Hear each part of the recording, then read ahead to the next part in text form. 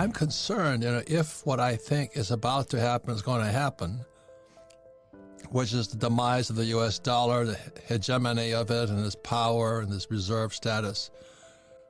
If the U.S. dollar goes bad and fiat currencies go bad, what happens to bonds? So that's why we have Adam Taggart, and he's on his incredible program, Wealthy On. I subscribe to, the company subscribes to it. And what Adam does on his program, he takes extremely complex subjects and his commentary dumbs it down for people like me. And what Rich Dad does, we take those ideas and we dumb it down further so everybody can understand it. And the question is, how safe are bonds? Because I have a friend, I mean, he has not a million, he has hundreds of millions in bonds.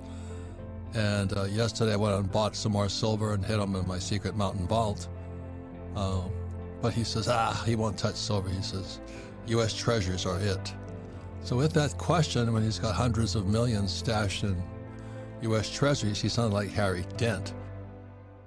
So when you look at, a lot of times in America can't see because we're a goldfish bowl. Everybody looks in, but we don't see out. Mm-hmm. I'm looking at what happened in Sri Lanka, what's happening in Brazil, what's happening in England, what's going to happen in Germany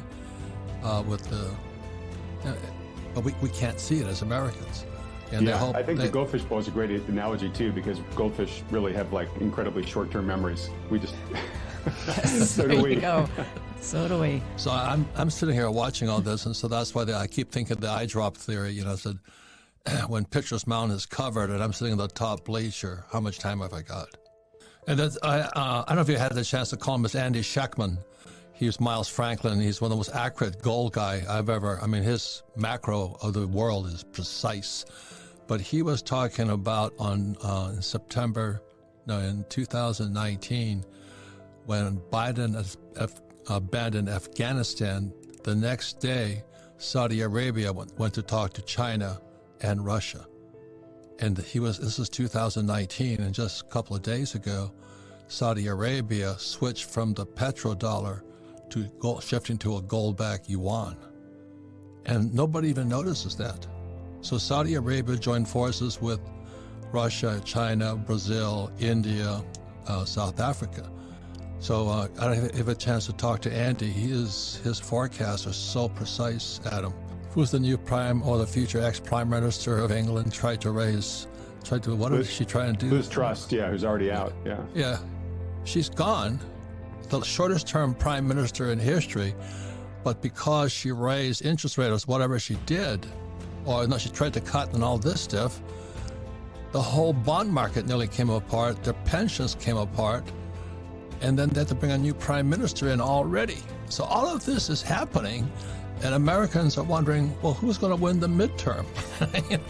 But a big part here is they want to destroy hegemony of the U.S. dollar, which came in place in 1944 with Bretton Woods. The dollar became the gold standard of the world, or the reserve currency of the world. And then 1971, Nixon took us off the gold standard, and we went from being a capitalist state to a credit state. So everything is floating on debt right now. Correct. And I think bonds are debt also. And so when Harry Dent is yelling about, you should buy U.S. Treasuries, I said, but I think they're going to torpedo the U.S. Treasury. And that's how we called you, Adam, is because what the hell is a bond? Is it a bond? You know what I mean? How safe is it? How safe? That was 2019. The repo market blew up again. The last time that blew up was 2008. And the reason the repo market is important is like repossession. Do you know how valuable is the asset that you think is an asset? Are they going to come and repo your dollar, or would they rather repo your refrigerator? Do you know what I mean? What has more value today? So in 2019, that's what blew up also again. I found them profound. Like he was saying that Saudi Arabia joined the BRICS, or Russia, China, the day after they abandoned Afghanistan. Biden did.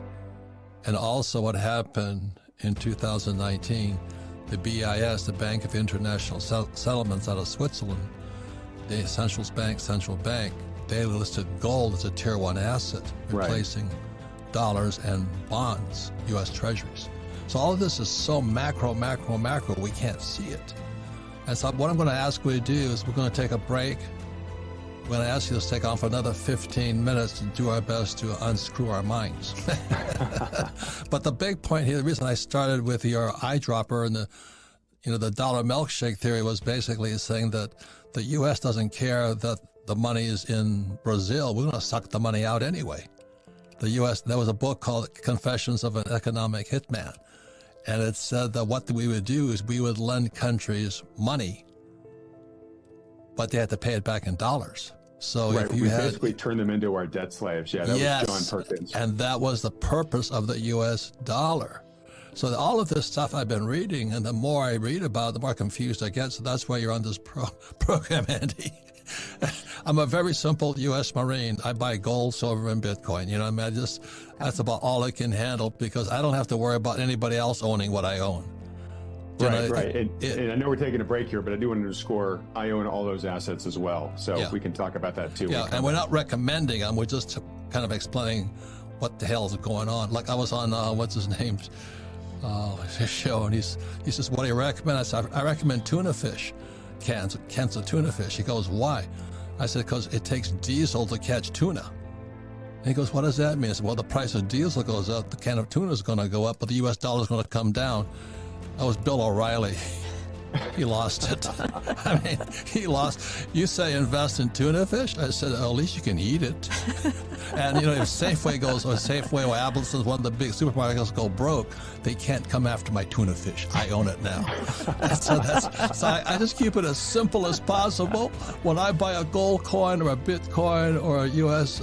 Silver Eagle, I own it. The mint can't come in. Well, they theoretically can't come and get it from me. It's the same as a can of tuna fish. Safeway goes bust, they can't reclaim my tuna fish. And one more question, what goes up also comes down. And I suspect we might be heading into a depression with inflation.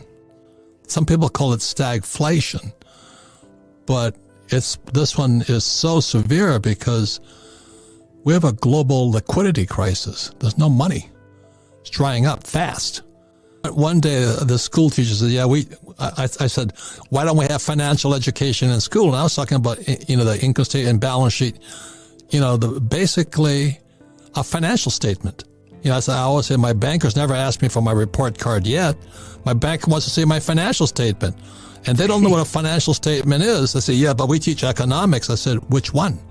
And they didn't know there's different economists, like Keynesian, Marxist, Malthus, exactly.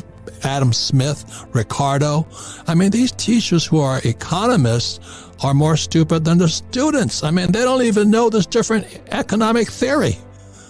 Yeah, it's very sad. Can't believe it. And I don't have a degree in economics. Yeah.